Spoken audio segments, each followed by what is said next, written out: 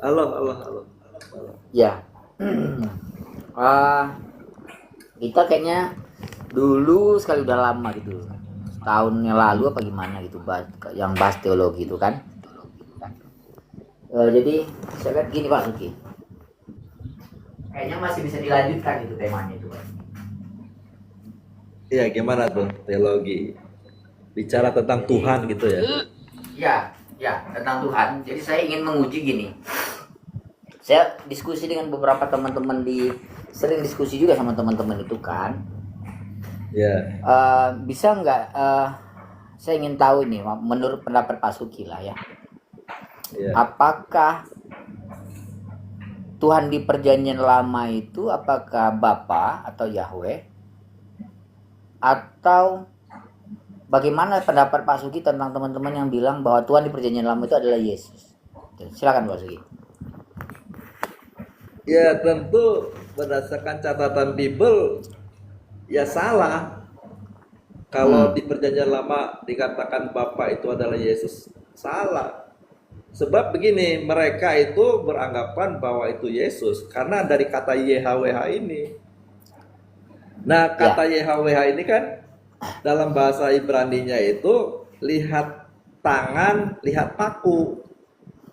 Jadi menunjuk kepada tafsir. Yesus yang Di, disalib, ya kan? Nah, ya, memang nggak ditafsirkan salah begitu. ini. Nah, ditafsirkannya ini Yesus. Memang Yesusnya tidak salah. YHWH diartikan Yesus tidak salah, tetapi bukan berarti YHWH yang di dalam perjanjian lama itu Yesus. Punya pengertiannya demikian, bahwa Bapa itu ingin mengutus juru selamat yang bernama Yesus yang akan mati di atas kayu salib, lalu disebutnya YHWH. Oke, Makanya ada pengertian Yehosua. Nama Yesus itu kan Yehosua, artinya apa? Yahweh menyelamatkan. Jadi Bapak mau menyelamatkan dengan jalan apa? Mengutus anaknya. Nah, anak yang diutus ini disalib.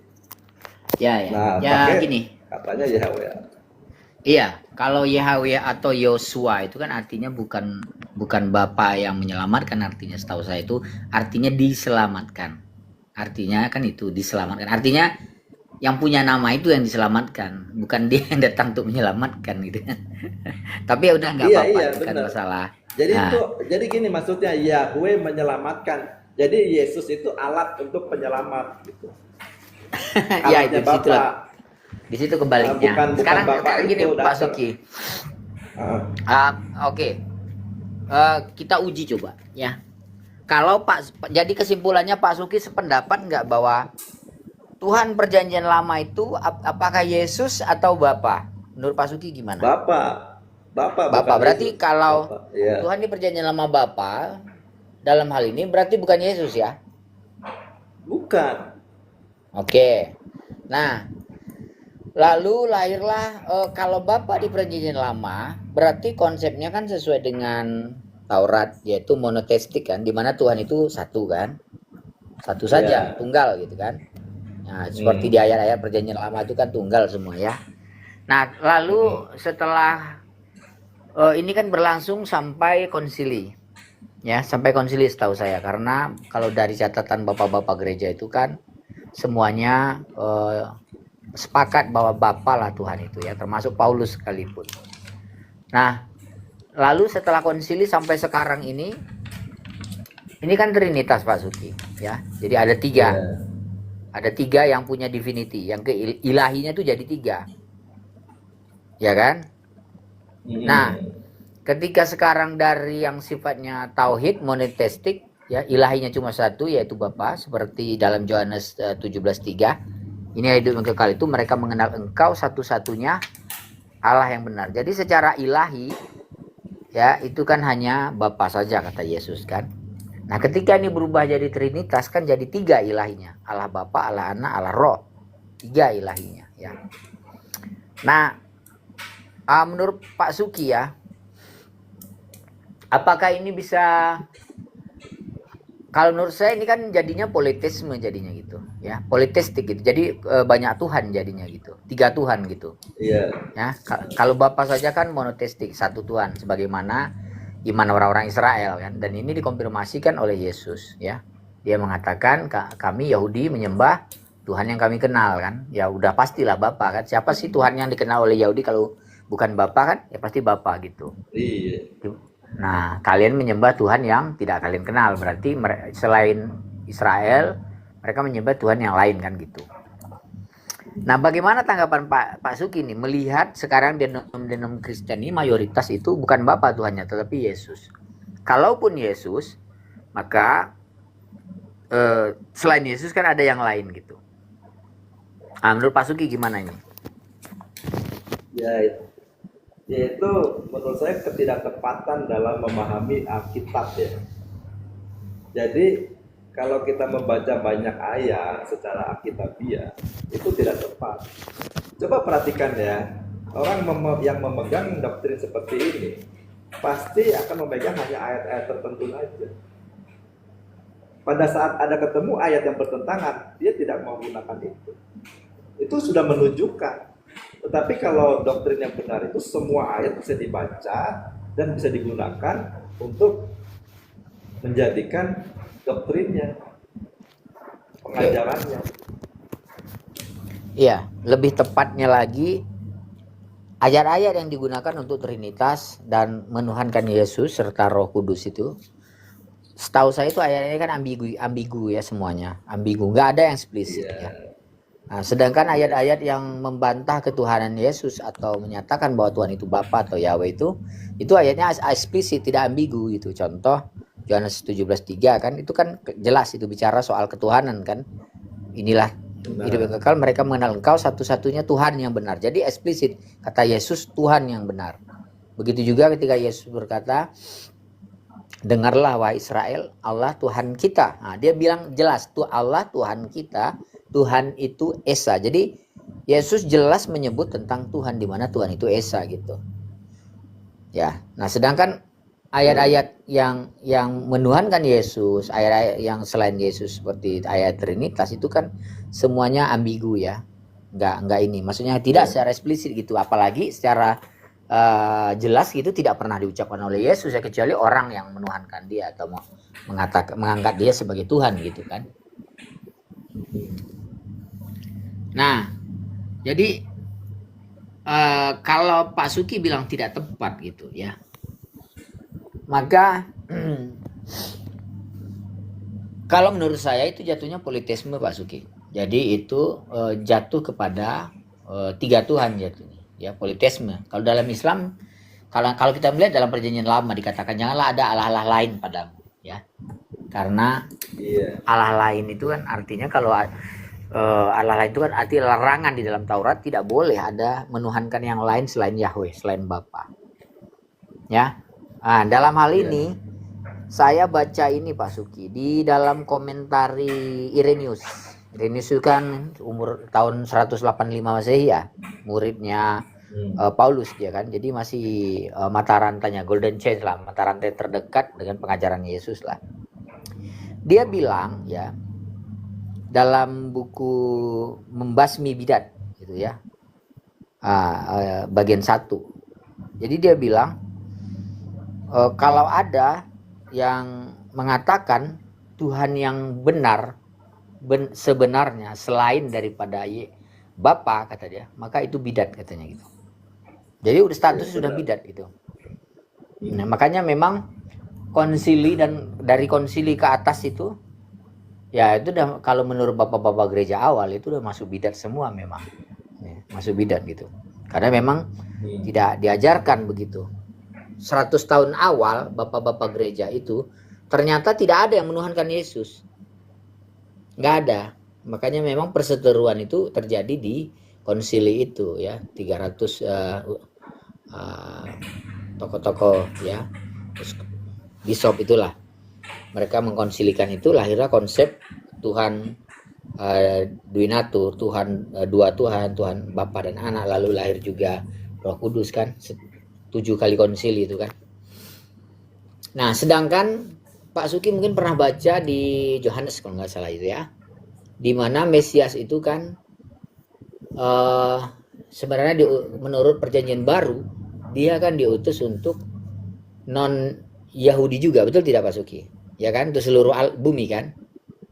Iya. untuk seluruh bangsa gitu. Menurut Pak Suki juga gitu kan kemarin. Nah, permasalahannya adalah, nah, dia diutus untuk seluruh bangsa, sementara yang diajarkan itu adalah kebidatan gitu, Pak Suki. Di mana Yesus tidak mengajarkan bahwa dia Tuhan, tetapi yang mengajarkan kepada seluruh bangsa-bangsa ini, mereka terbalik malah mengajarkan Tuhannya bukan Bapa tapi adalah Yesus itu sendiri. Itu yang terjadi kan Pak Suki. Iya, iya. Nah, jadi dalam hal ini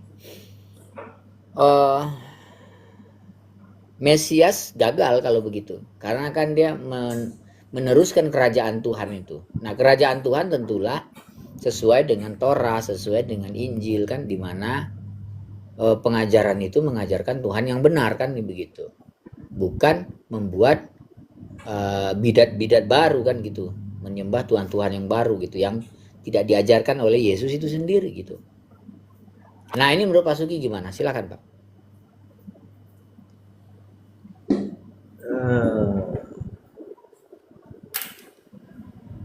Jadi tadi Bang Al kan mengatakan bahwa Irenaeus itu ya, yang akhirnya melahirkan apa, dia membidatkan yang menuhankan Yesus itu. Iya, membidatkan dari konsili ke sana itu dia bidatkan semua itu. Iya, semuanya jadi bidat kan. Nah, tetapi karena menuhankan Yesus. Ya, faktanya doktrin kekristenan itu banyaknya menuhankan Yesus gitu kan. Dalam pengertian kalau ditanya Yesus itu Tuhan pencipta langit dan bumi kan, karena di dalam konsili itu kan Yesus itu disetarakan dengan Bapa.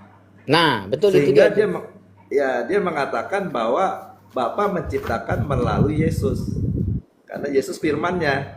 Bapa menciptakan melalui firman, dan ternyata firman-Nya adalah Yesus begitu. Ya, tapi itu kan betul ya, tapi itu maknanya Pak kalau dicermati dengan baik ya Pak Suki ya. Kalau ayat itu dicermati dengan baik, itu tetap tidak bisa menjustifikasi bahwa Yesus Tuhan. Contohnya begini ya. Misalnya waktu perang Irak contohnya ya. George Bush misalnya kan menghancurkan Irak. Tetapi penghancuran itu yang melakukan bukan George Bush, General Mayer misalnya kan, dia yang diutus oleh George Bush untuk membombardir Irak itu sampai habis kan. Tapi yang disebut dalam catatan yang menghancurkan itu George Bush. Padahal pelaku lapangannya adalah John Mayer misalnya, jenderal dia kan. Tetap saja antara John Mayer dengan George Bush kan pribadi yang berbeda gitu. Tidak bisa dikatakan John Mayer itu adalah George Bush, kan nggak bisa Pak Suki. Sehingga status John Mayer yang tadinya cuma seorang jenderal perang disetarakan dengan George Bush yang presiden Amerika yang punya kedudukan lebih tinggi, kan nggak bisa.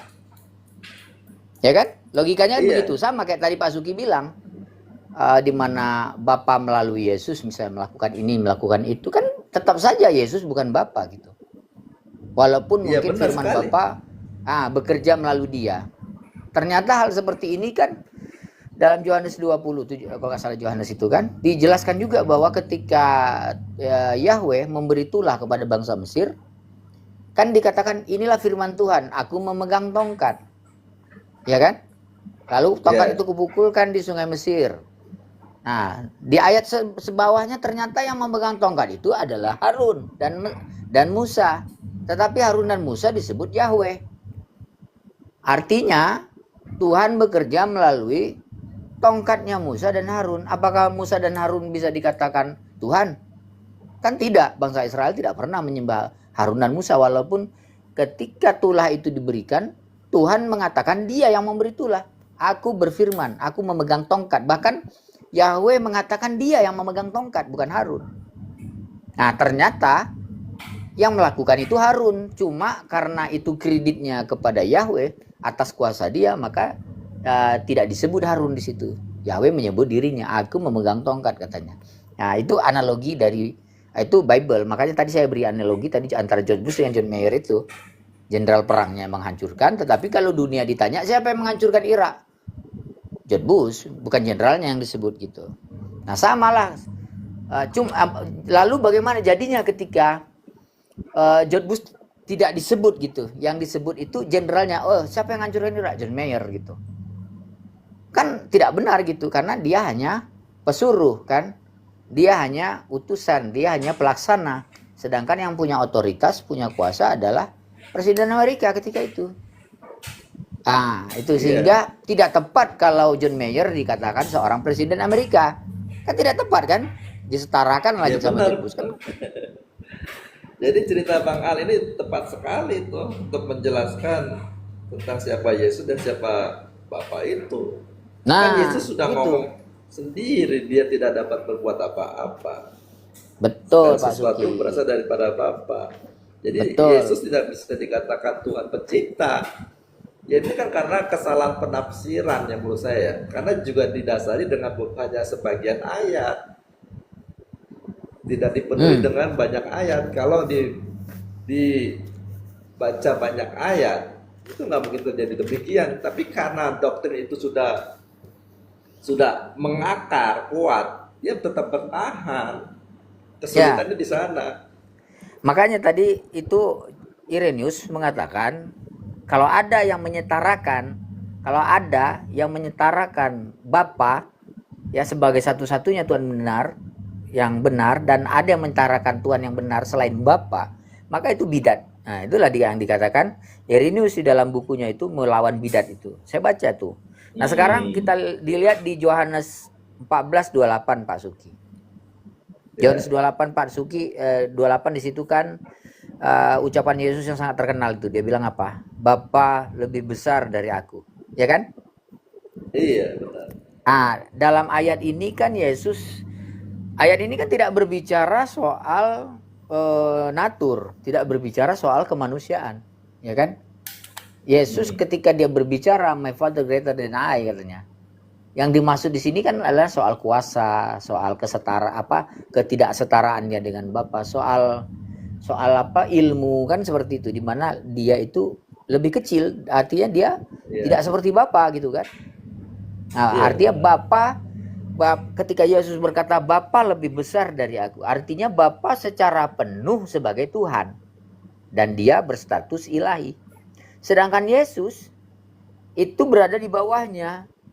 Nah, karena konsep kita sepakat dalam Taurat bahwa Tuhan itu Esa, Tuhan itu satu, maka Yesus tidak bisa dikatakan Tuhan gitu. Ya. Kalau Yesus ilahi juga, tentulah dia setara dengan Bapa karena dia sama-sama ilahi kan. Seperti klaim penganut Trinitas bahwa Yesus itu firman dan segala macamnya dalam makna logos itu kan, sehingga dia menyetarakan. Nah, kalaulah setara, kalau Yesus itu memang benar-benar ilahi gitu, jelmaan firman, inkarnasi dan segala macam, tentulah dia setara dengan Bapa, sama-sama ilahi. Tetapi kan faktanya tidak. Yesus di bawah Bapa, dia itu mungkin yang jelas dia utusan dari Bapa, artinya dia turunan atau cabang gitu kan, yang berada di bawah Bapa. Ini menurut Tertullian ini dalam sama tuh kitab dia tuh, kalau Tertullian itu kan ada juga tuh memberantas bidat, ada juga. Nah, itu pendapat Tertullian ya, dia bilang seperti itu. Jadi menyetarakan Yesus dengan Bapa ya itu juga bidat menurut Tertullian. Nah, ini Bapak gereja tahun berapa deh? Ini kan sebelum tahun 200-an kan. Masih sebelum konsili ini. Nah, jadi Yesus bukan ilahi menurut dia. Karena kalau Yesus ilahi, logikanya Yesus pasti setara dengan Bapa katanya. Tapi faktanya Yesus mengatakan dia tidak setara dengan Bapa, sehingga dia katakan Bapa lebih besar dari aku katanya.